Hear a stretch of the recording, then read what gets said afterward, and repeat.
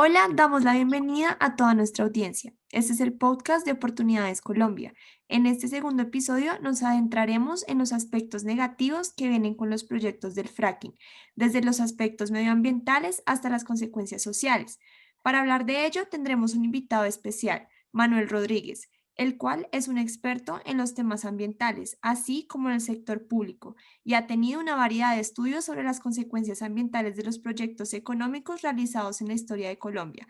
Específicamente, Manuel es ingeniero de la Universidad de los Andes, con estudios de posgrado de la Universidad de Oxford. Asimismo, fue el primer ministro de Medio Ambiente en Colombia en el año 1994 y director del Instituto Nacional de los Recursos Naturales Renovables y del Ambiente y de ERENA, entre otros importantes cargos. Antes de comenzar esta discusión, es muy importante contemplar que muchos de estos aspectos negativos todavía son bastante debatidos y que el gobierno ha buscado calcular estos costos a través de la elaboración de una investigación en los proyectos piloto de investigación integral, PPI, los cuales han sido bastante rebatidos en términos legales y en su estructura. Por ello, recomendamos al público estar informados, tanto en noticias o fuentes de Internet oficiales, de todos los avances de estos pilotos para tener una mejor base empírica sobre su posición frente al fracking. Pero al final va a haber una decisión política, ¿no? Sí. Es decir, el análisis beneficio-costo, vamos a ver qué tan bien lo hace finalmente. Digamos, el gobierno se tomó el riesgo de decir que iba a hacer análisis beneficio-costo sobre los pilotos. Vamos a ver si tiene la suficiente transparencia y los hace, ¿no? Sí. Es confiar totalmente en la técnica para decir si se hace fracking o no se hace fracking. Teniendo esto en cuenta, hablemos de las tres principales consecuencias del fracking. Primero, los impactos medioambientales. Segundo, las consecuencias en salud, súper relevante ahora que vimos la vulnerabilidad con el COVID. Y en tercer lugar, los efectos sociopolíticos, que ya sabemos que en Colombia son un punto crucial que puede desembocar en terrible oposición, protestas y violencia. Exactamente, Mateo. De manera que para poder hablar sobre los daños ambientales, primero debemos hacer una breve reconstrucción de los procesos de explotación mediante el fracking, ya que en el primer episodio solo les dimos a ustedes como un pequeño abrebocas. Entonces, el fracking consiste en un sistema mediante el cual se explotan los yacimientos atrapados en rocas poco porosas y poco permeables. A gran profundidad, nuestros suelos cuentan con unas rocas que tienen por dentro pequeños poros o burbujas con los hidrocarburos de extracción. Entonces, mediante el fracking se realizan fisuras para obtener de allí ese recurso. Como primer paso, se hace un agujero vertical en donde se establecen alrededor unas zonas de seguridad por donde pasan acuíferos de agua dulce subterráneos. Estas zonas de seguridad se encamisan o recubren con cemento y acero. Una vez se cubre toda esta zona, se perfora hasta el fondo hasta llegar a las rocas objetivo. Luego de esto, se hacen unas perforaciones de manera horizontal para conectar las rocas a tuberías por donde se puede subir y sacar el recurso. Una vez estas perforaciones se realizan, se pasa a inyectar fluidos de fracturación, los cuales son agua, arena y unos aditivos químicos, que debemos mencionar que estos químicos deben ser autorizados por el gobierno según estándares internacionales. Al bajar esta mezcla a gran presión, se comienzan a abrir fisuras en la roca, las cuales se deben medir y controlar para lograr direccionar correctamente los recursos hacia los depósitos. Después de esta inyección comienza un proceso donde todos los fluidos de fracturación comienzan a ascender hacia la superficie nuevamente.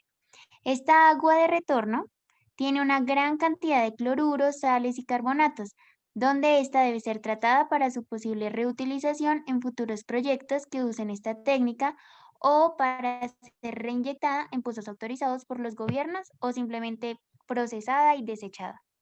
Tras todo este proceso, el pozo produce constantemente gas de esquisto y petróleo por una larga duración.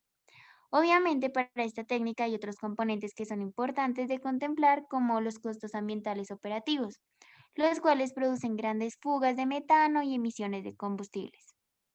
Bueno, con esta gran explicación de Daniela, ya tenemos un buen marco para hablar de las cuatro principales formas de contaminación que se ha encontrado en la literatura, las cuales son la contaminación de fuentes acuíferas, la contaminación del aire, la disposición de residuos peligrosos y por último, la sismicidad inducida. Primero, en términos del agua, en diversos estudios se ha calculado que durante su vida útil, las operaciones de un solo pozo promedio requieren entre 9.000 y 29.000 metros cúbicos de agua, los cuales podría causar problemas en la disponibilidad de agua de las localidades y en las zonas más áridas, aumentar las restricciones en el suministro y el estrés hídrico, lo cual podría llevar a que se usen cauces naturales, usualmente que se usan para fines domésticos y recreativos. Exacto. En ese sentido, es verdad que hay un riesgo para otras actividades productivas, como la agricultura y la ganadería, que también dependen del agua. Asimismo, puede haber afectaciones en la cantidad y suministro del agua potable. Habría entonces una especie de conflicto en la utilización del recurso hídrico. Cierto. Y a pesar que mencionamos que hay varios recubrimientos de las perforaciones, hay pérdidas de fluido del fracking desde el canal de fractura hacia la roca permeable circundante que, si no se controlan, pueden exceder el 70% del volumen inyectado. Esto quiere decir que por un lado se presenta un conflicto en el uso del agua y por otro un riesgo inminente de contaminación de esta, una vez el agua se mezcla con estas pérdidas de fluidos, es decir, químicos, no se puede emplear para otras actividades, las cuales se filtran en las estructuras rocosas y dañan su matriz, lo que altera la geometría de la fractura y por lo tanto afecta la propia producción. No obstante, es claro que se han mejorado los procesos de encamisado de las perforaciones para evitar el riesgo de contaminación. Por lo tanto, el principal problema radica en la forma de cómo almacenar o disponer de las aguas residuales, cuya toxicidad potencial puede acabar con la viabilidad de consumir los acuíferos y son fuentes de intoxicación de la población. Aunque se dice que usualmente estas mezclas son secretas, como mencionamos anteriormente, las entidades gubernamentales encargadas de la regulación deben hacer una revisión anterior y posterior al proceso de extracción. A la fecha no existe tratamiento universalmente efectivo para el agua de retorno, lo que la deja inutilizable para otros usos y fuera del ciclo hidrológico. Como mencionamos, se han encontrado tres formas de manejar esta agua. Uno, la reutilización para futuros proyectos. Dos, el aislamiento y reinyección en pozos letrina. Y tres, el procesamiento y desecho de esta. La segunda opción, que es la reinyección en pozos letrina, ha sido la más debatida, ya que se ha visto que muchos de estos se filtran y contaminan acuíferos enteros. Pero esto no para aquí, ya que también pueden filtrarse en fuentes hídricas superficiales, las cuales podrían afectar fuertemente su consumo por parte de las comunidades y afectaría nuestra fauna y flora. Esto podría llevar a una reducción sustancial de ciertas especies que son fundamentales para los ecosistemas, lo que podría llevar a que ciertas prácticas económicas como la pesca y la agricultura se vuelvan inviables. Para tener un ejemplo de esto, un estudio de 2011 del Instituto Tecnológico de Massachusetts encontró que en algunas zonas de Estados Unidos el gas natural está migrando a las fuentes de agua potable. Hay un informe de la EPA en la cual dicen que no es concluyente el tema de la contaminación de las aguas, digamos, como que el tema en Estados Unidos, como que el tema de dar un veredicto sobre la contaminación de las aguas definitivo no se ha logrado. La EPA hizo, que es la Agencia Ambiental de Estados Unidos, hizo un informe y hizo un informe sobre el fracking y una de las cosas que dijo es que no encontraba,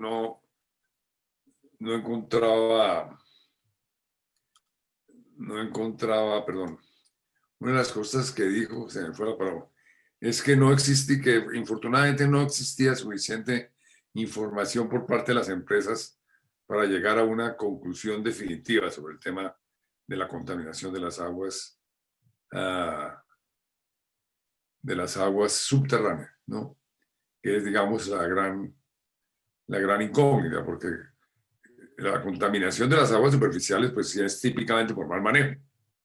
Usted trae unas aguas con el gas de esquisto, pues con toda la técnica devuelve unas aguas a la superficie y si no las trata bien, pues bueno, va a tener problemas, ¿no? Y hay técnicas para tratarlas. Entonces, digamos, la contaminación de las aguas superficiales es una tecnología que está resuelta. El tema que se sigue discutiendo es el de la contaminación de los acuíferos. Sin embargo, hay muy poca evidencia científica de contaminación de los acuíferos por ahora, ¿no? No es concluyente, ¿no? En Estados Unidos, ¿no? Y en términos de salud, pues hay el famoso estudio que hizo la Universidad de Johns Hopkins, creo, en el cual encontró que las mujeres embarazadas cerca de los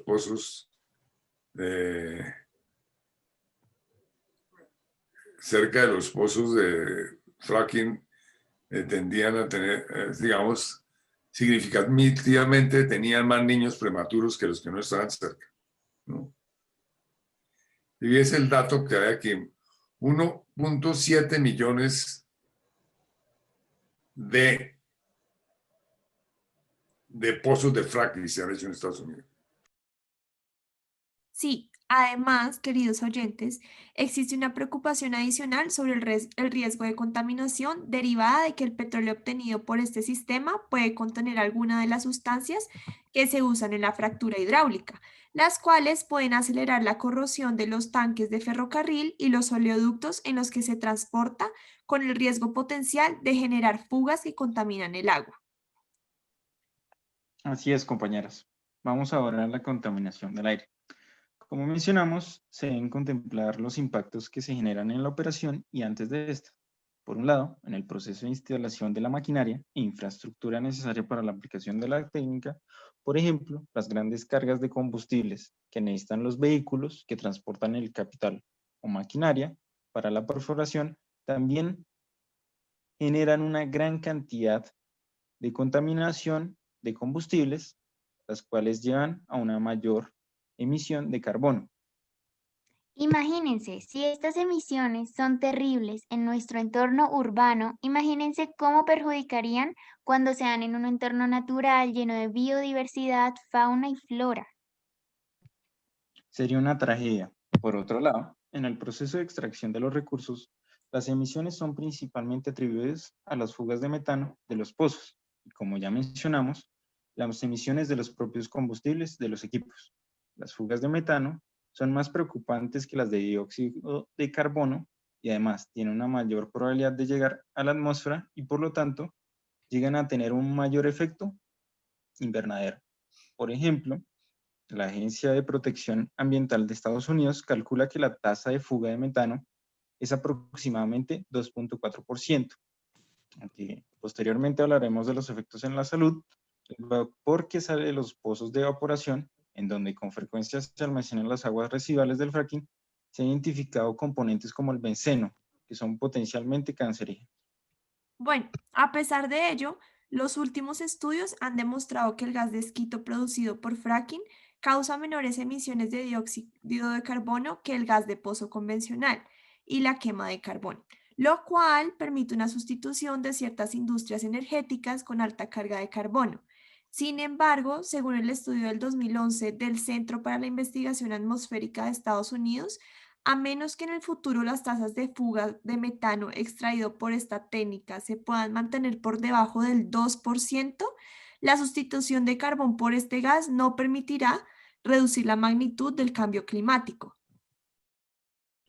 Digamos, el beneficio del gas de esquisto es que es una forma de hacer tránsito hacia combustibles, hacia el uso de cero de los combustibles fósiles. Porque lo que es claro es que el gas de esquisto es mucho menos, digamos, es un gas, los gases de efecto invernadero relacionados con el gas de esquisto son menos potentes, por decirlo así, que los gases de efecto invernadero. Digamos, los gases de efecto invernadero producidos por el carbón son mucho más, tienen mucho más impacto en la atmósfera que los que producidos por combustión del gas de esquisto para producir las mismas calorías. Ahora, aunque mucha literatura se olvida, el fracking tiene otras consecuencias que no se pueden generalizar, pero son significantes cuando ocurren los proyectos en espacios cercanos a los lugares de vivienda de las personas.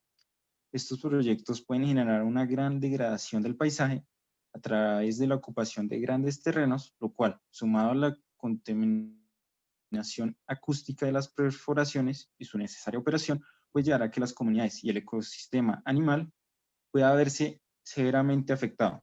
En este proceso es importante entender que muchos de los terrenos dedicados a la explotación del fracking están comprendidos en áreas usualmente secas, lo que significa que el estrés hídrico conlleva que este proceso pueda generar una gran pérdida de las características naturales del suelo y por lo tanto la desertificación de este. Así es. Para terminar de hablar sobre las consecuencias ambientales, tenemos que hacer referencia a los sismos inducidos producidos por la explotación mediante el fracking. Este tema quizás es uno de los más difíciles de controlar. Para entender la problemática hay que comprender los dos canales por los cuales estos microsismos se producen. El primero radica en la presión que genera la rutinaria inyección de químicos y agua, siendo este el menos preocupante. El segundo hace referencia al proceso de reinyección de las aguas de retorno del proceso, lo que puede llevar a activar una falla geológica de mayor magnitud. Un ejemplo de esto ha sido un sismo ocurrido en Oklahoma en el 2012, en el cual en una región sin historia de sismos ha tenido un fenómeno desencadenado por el mal manejo de las aguas de retorno, lo que causó, la destrucción de 14 viviendas. En la misma línea de ideas con lo que mi compañero Mateo decía, estas fallas pueden ser muy perjudiciales en las poblaciones aledañas. Pero estos problemas no solo quedan ahí, ya que estos pueden causar otros peligros como la ruptura de la camisa del pozo o la contaminación de los mantos freáticos, los cuales son esenciales para la estabilidad geológica de grandes terrenos. Formaciones geológicas nuestras son muy distintas de las de Estados Unidos. Entonces, una de las cosas que tienen que mirar es justamente esa, el proyecto piloto. Porque obviamente estamos en una formación geológica muy diferente a la de Estados Unidos. Realmente. En síntesis, muchas de las consecuencias medioambientales están relacionadas con aspectos tanto técnicos como operativos del fracking, lo que significa que todavía hay espacio para mejorar la técnica. Pero pues todavía no vivimos en esta realidad y por lo tanto es muy importante tener en cuenta lo anteriormente mencionado si queremos llegar a juzgar las consecuencias del fracking en nuestro país. Eso es muy cierto. Podríamos justificar que todas las consecuencias anteriores se pueden regular y evitar, pero tal panorama no es claro. Podríamos decir que utópico incluso. Esto debido a que se necesitaría una capacidad de regulación muy sofisticada en términos de conocimiento, estudios, vigilancia y legalidad, por no mencionar transparencia, puesto que ya sabemos que en nuestro país las instituciones no tienen siempre la fuerza, transparencia y credibilidad. De manera que no se puede decir que la regulación acabará con los problemas latentes.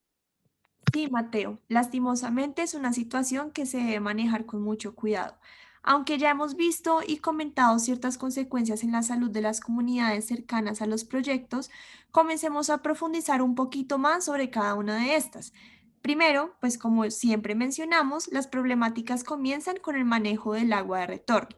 Una de las formas de almacenarlos consiste en depositarlos en fosas a cielo abierto para evaporarlo, lo que libera una serie de compuestos químicos volátiles y por lo tanto puede llevar a que se produzca lluvia ácida, aumentando los índices del ozono a nivel del suelo. En este tipo de pozos de evaporación también se ha identificado benceno, un potente agente cancerígeno. También se han encontrado partículas de sulfuro de hidrógeno, las cuales pueden provocar problemas de salud como asma, dolores de cabeza, presión arterial alta, anemia, ataques al corazón y cáncer, y puede tener un efecto perjudicial sobre los sistemas inmunológicos y reproductivos, así como el desarrollo embrionario. En este último, hay una variedad de estudios que destacan los fetos que tienen sobre las mujeres embarazadas, lo cual puede llevar a abortos espontáneos. Pero esto no queda ahí.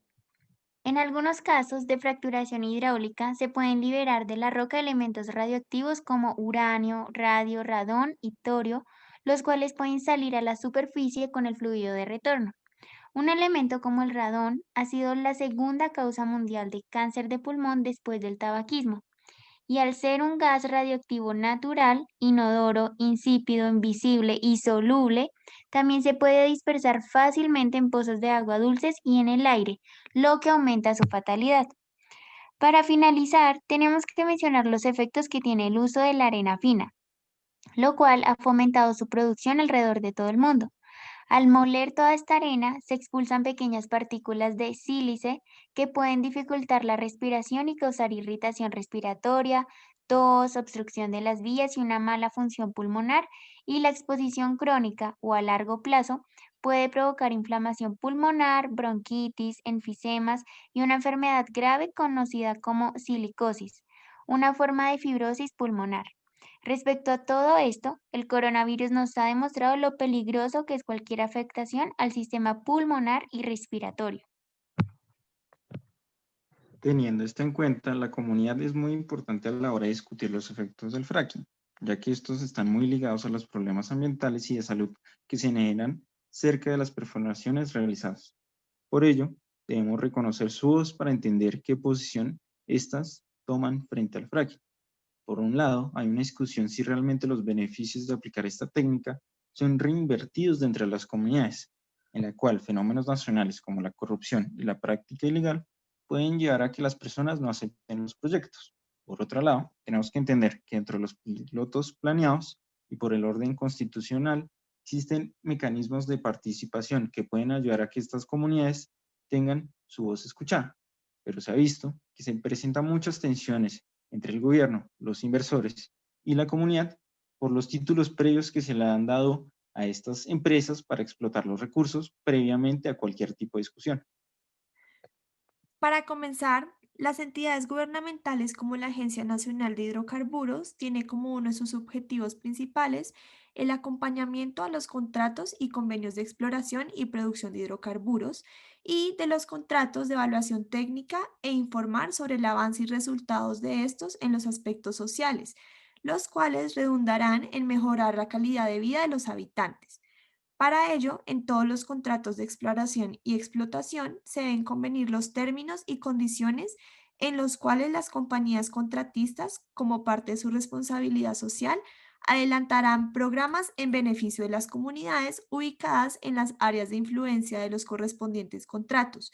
Es importante destacar que todos estos programas son diferentes a los que el contratista deba ejecutar en virtud de la licencia ambiental, plan de manejo ambiental o consulta previa. Claro, Juanita. Un ejemplo de este compromiso en la inversión social es el Acuerdo 05-2011 de la Agencia Nacional de Hidrocarburos, en el cual se deben cumplir los siguientes 4 objetivos: asegurar la participación ciudadana, realizar una caracterización del entorno, establecer criterios de transparencia y respeto por los derechos humanos y realizar prácticas en armonía con los planes de desarrollo, planes de vida, POT y desarrollo sostenible. Pero no nos quedemos solo con esto.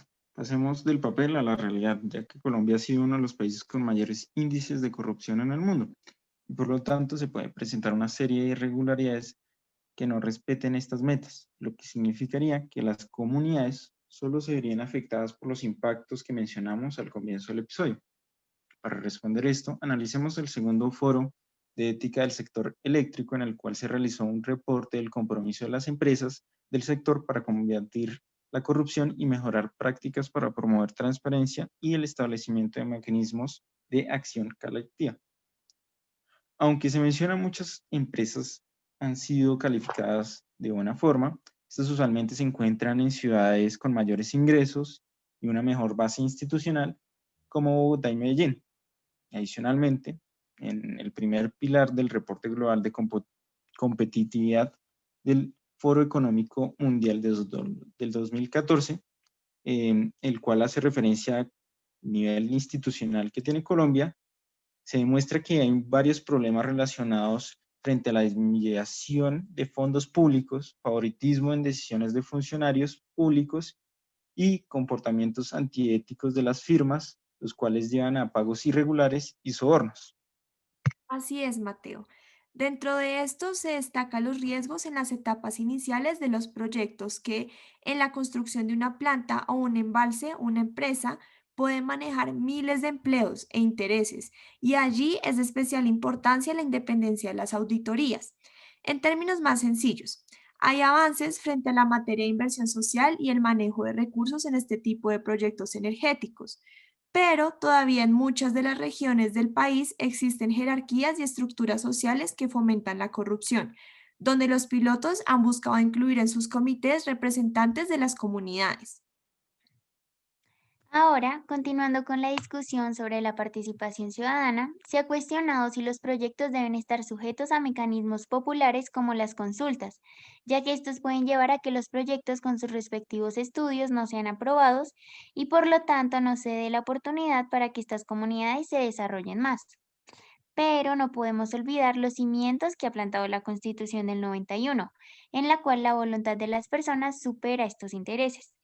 Uno de los problemas más grandes ha sido que muchas veces el gobierno entrega títulos mineros para actividades de extracción, ya sean otorgado a las empresas solicitantes. Esto ha significado para el Estado colombiano un escenario hostil en materia de inversión extranjera que ve una inestabilidad jurídica latente en materia minero-energética en Colombia y por lo tanto desiste de realizar inversiones en este tipo de proyectos al considerar que pueden terminar siendo una carga, ya que se tiene que contar con la aprobación de toda la población que reside en determinado departamento o municipio. Un ejemplo de esto han sido los proyectos mineros de Cajamarca, donde aunque se presentaron unos estudios que buscaron argumentar la viabilidad del proyecto, se realizó una consulta popular en la cual se negó a la empresa el desarrollo de la extracción y producción de oro. Frente a esto, es importante contemplar que con los avances tecnológicos en los medios de comunicación e información, los líderes comunitarios tienen mayores bases para argumentar por qué los proyectos se deben realizar o no. Teniendo esto en cuenta, como en cualquier política, siempre existirán conflictos de intereses que persuadirán a la opinión pública a decidir frente al tema. Comunidades han aprendido mucho sobre muchos temas, esa es la verdad, gracias al Internet. Entonces, le doy un ejemplo, por ejemplo, el caso de la explotación del oro. Colombia ha habido varias consultas populares sobre la explotación del oro. Una de ellas en Cajamarca, donde existe un proyecto que se llama La Colosa. Y ahí la minera hizo una propaganda muy impresionante a favor del proyecto. Y utilizó todos los medios que utilizan las mineras, ¿no? Regalos a la población, no sé qué, todo tipo de lo que yo llamo espejitos y avalorios, que eso funciona. Y sin embargo, la derrotaron en consulta popular. Ahora, en una ocasión me visitó un líder de La Colosa y yo le pregunté, bueno, ¿por qué usted dice que no? Me dijo, yo digo que no, entre otras cosas, porque conozco la experiencia de Cajamarca, Perú. Entonces me contó que se había enterado por internet que en Cajamarca, Perú, existe la mayor explotación de oro a cielo abierto de América Latina. Yo conozco muy bien ese caso porque allá hubo un accidente y yo presidí una comisión independiente de la Corporación Financiera Internacional para mirar qué era lo que había pasado con ese accidente. Entonces conozco muy bien hoy en día el tema de la minería de oro. Y claro, la población de Cajamarca considera que eso no le ha traído beneficios a la población. Tanto así que hay un proyecto de expansión de la mina enorme que no, y el gobierno nacional le ha metido en diferentes periodos toda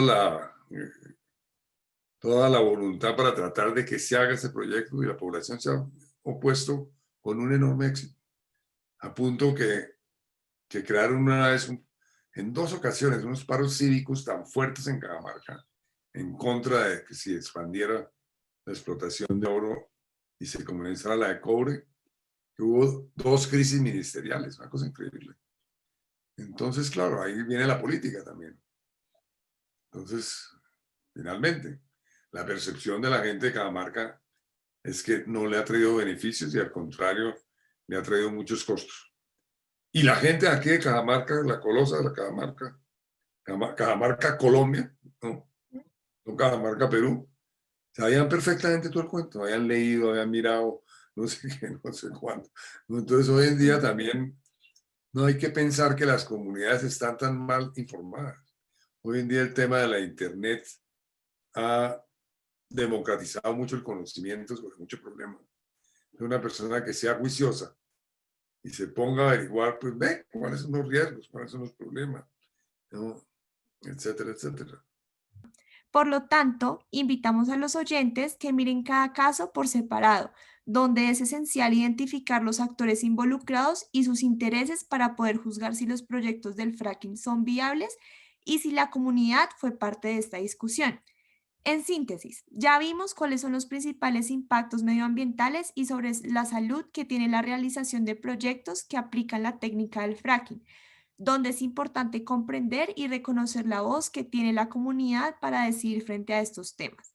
Para ello, es de vital importancia estar actualizados con los últimos reportes de los pilotos realizados, ya que estos han buscado realizar un análisis costo-beneficio con todos los actores involucrados. Bueno, creo que está bien por este episodio, estimada audiencia. Los invitamos a que no se pierdan el siguiente podcast. Vamos a ver si todo este asunto tiene quizá una cara positiva. Muchas gracias.